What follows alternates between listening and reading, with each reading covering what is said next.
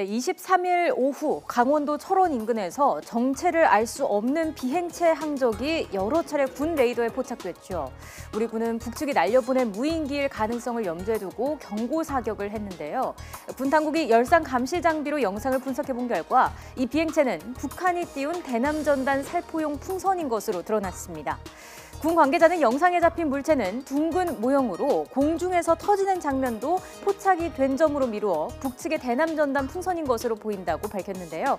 일단 3년 전 국내를 떠들썩하게 했던 북한의 무인기 도발은 아니라는 점이 확인됐지만 마음을 놓을 수 없는 발언이 나와서 긴장감을 높이고 있습니다. 바로 외교관 출신 탈북자 한진명 씨가 미국 워싱턴 타임즈 등 외신과의 인터뷰에서 북한은 1990년대부터 드론 개발에 주력해왔다며 서울에 대규모 생화학 공격을 할 수도 있다고 주장한 건데요. 이에 대해 군 당국은 별다른 입장은 내놓고 있지 않지만 북한군이 최전방 지역에서 다양한 방법으로 국지 도발을 일으킬 수 있다고 보고 만반의 대비 태세를 유지하고 있다고 밝혔습니다.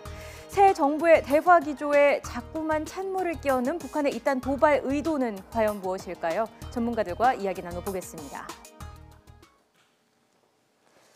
네, 지난 한 주간 북한에는 어떤 이슈들이 있었을까요? 그 앞으로의 남북 관계도 함께 짚어보도록 하겠습니다. 두 분의 전문가 모셨습니다.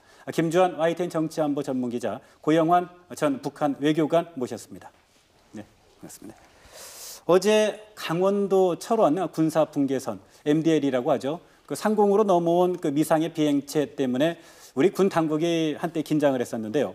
국방부가 오늘 이 비행체는 풍선이라고 결론을 내렸죠. 네, 오늘 그 브리핑 현장이 있었는데 엄밀하게 말하면 이제 합동참모본부가 그 익명을 전제로 밝힌 내용이죠. 그런데 저것이 초병들이 굉장히 잘했다 이렇게 우선 평가를 하고 싶습니다. 육안으로 발견된 건 아니고요. 우리가 이렇게 여러 가지 북한을 감시할 수 있는 여러 가지 전술 체제가 있는데 그런데 이제 이미 경고 방송을 했고 두 번째에 경고 사격을 했는데 그 이유 중에 하나는 총을 K3 기관총을 북측 지역에다 쏜 게 아니고 하늘에다 대고 쐈습니다. 이 이유는 우발적 충돌을 방지하기 위한 거죠. 그런데 저것이 이제 장시간 왔다 갔다 해서 나중에 보니까 지금 화면에 나오는 건 이제 우리 그 탈북자 단체들이 주로 북에다 보내는 풍선이고요. 일종의 대북 풍선이죠. 예, 우리도 이제 북한은 과거에 전통적으로 대남 풍선, 과거에는 삐라라 그랬습니다. 제가 고향이 전방 지역이기 때문에 어려서부터 저걸 많이 본 적이 있는데 주로 이제 철원, 포천나무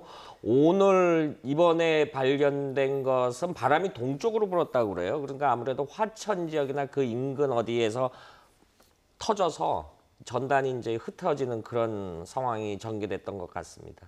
네.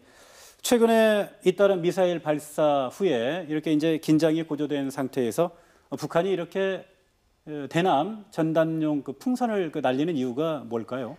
저거는 이제 인민무력성 적군와해 공작국이라는 부서에서 합니다. 이제 일명 좀 이름이 길군요. 예, 일명 적공국이라 그러는데 한국군을 와해시키기 위해서 하는 국이 있습니다. 그 부서에서 전단을 뿌리는데 뭐 남측에 어떤 정부가 서건 어떤 일이 생기건 인민무력성 적공국은 우리가 할 일을 한다.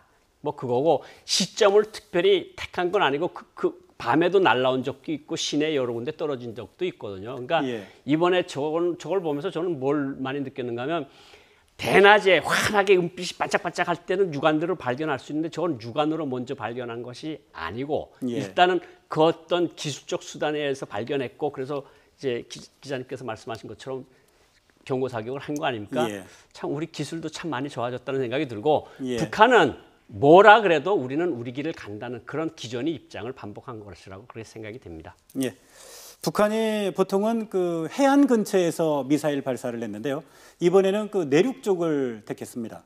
지난 21일이죠. 그 북극성 2형을 발사한 곳이 평안남도 그 북창 일대로 예상이 됐는데요. 확인을 해보니까 이곳이 아주 명승지로 유명한 연풍호 부근이더군요. 근데 이곳에 어떻게 그 미사일 그 발사 장소가 됐을까요?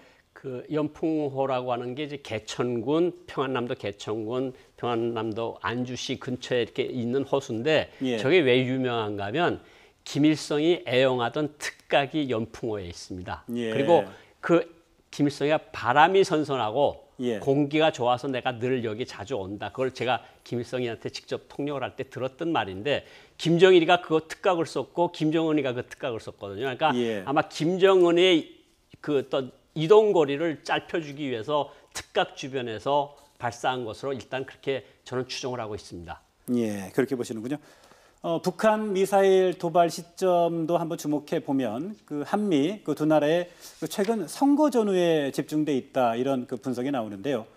문재인 새 정부가 계속 대화로 풀어 나가겠다는 입장을 내놓고 있는데도 불구하고 북한이 이렇게 크고 작은 그 비난과 도발을 멈추지 않는 그 속내, 이거 어떻게 분석할 수 있을까요? 일단 미사일 도발을 김일성 집권 동안 탄도미사일 발사를 8번 했고요. 예. 김정일 때는 28번, 그리고 김정은 체제 들어와서 이제 7년 차에 접어드는데 무려 221번을 했습니다. 그런데 예. 지금 말씀하시는 거 보면 이제 우리 훈련 기간에 한다라는 게 두 가지 측면에서 봐야 됩니다. 일단은 북한군의 입장에서는 본인들이 한미연합 군사연습을 주민들한테 북침을 위한 사전 훈련이다 이렇게 훈련을 하고 있거든요. 그럼 예. 북한군으로서 나름대로 또 대응 훈련을 해야 됩니다. 대응하기 위한 수단 하나가 탄도미사일 시험 발사가 있고요. 이거는 외부적 긴장을 통해서 자체 주민들의 결속력을 높인다 이런 차원이 있습니다. 그리고 역대 정권 교체기에 또 늘 한번 하죠. 일도 반응을 보는 건. 그러니까 최근에 오늘 전단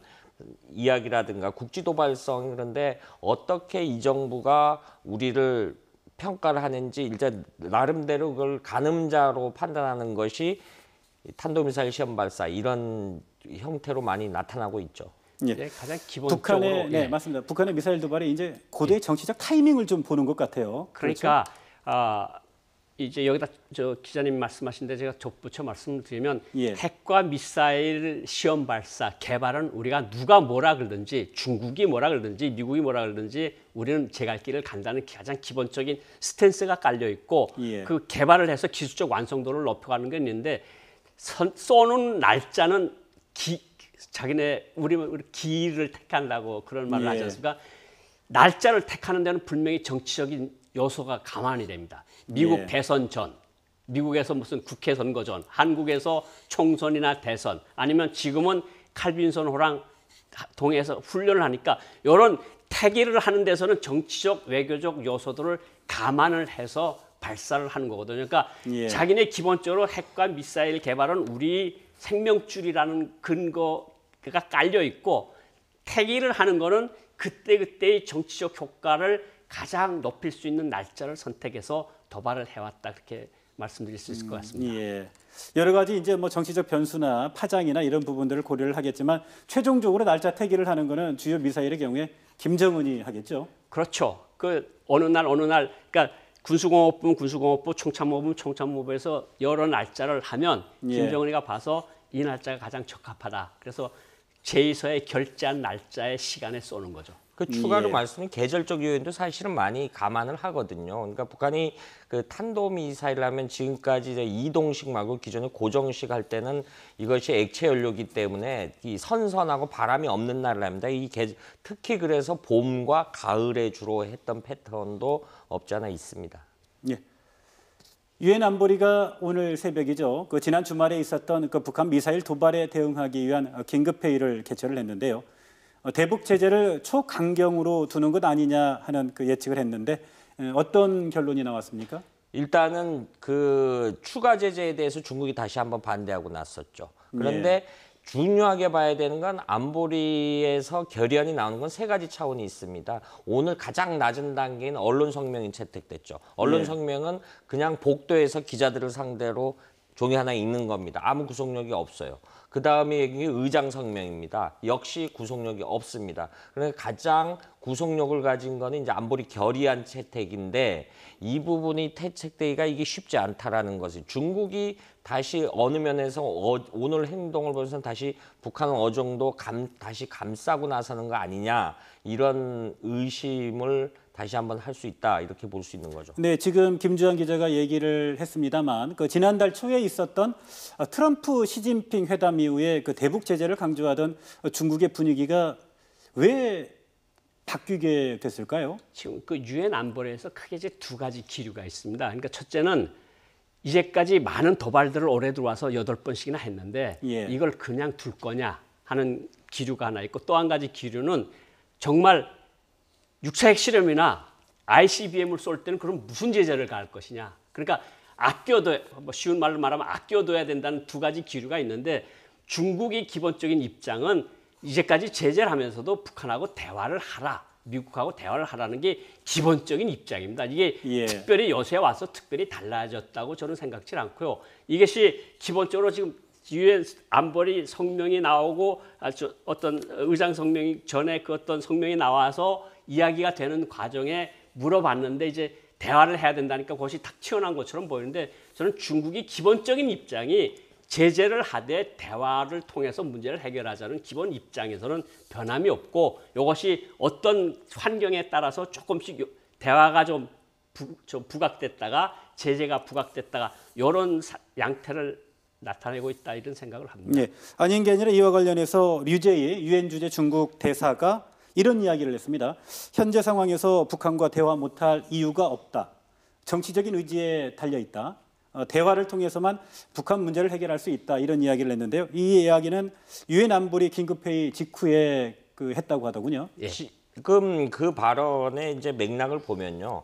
이 중국이 최근 들어서 트럼프 행정부 들어서의 대북 기조는 내세운 것이 쌍중단이다. 한미 군사해수 중단하고 군사도발 동시에 중단하다. 그런데 거기에 조건 없이 대화를 하라는 거거든요. 그런데 사실은 지금 트럼프 행정부가 대북 제의를 하는 거를 보면은 항상 조건이 붙어 있죠.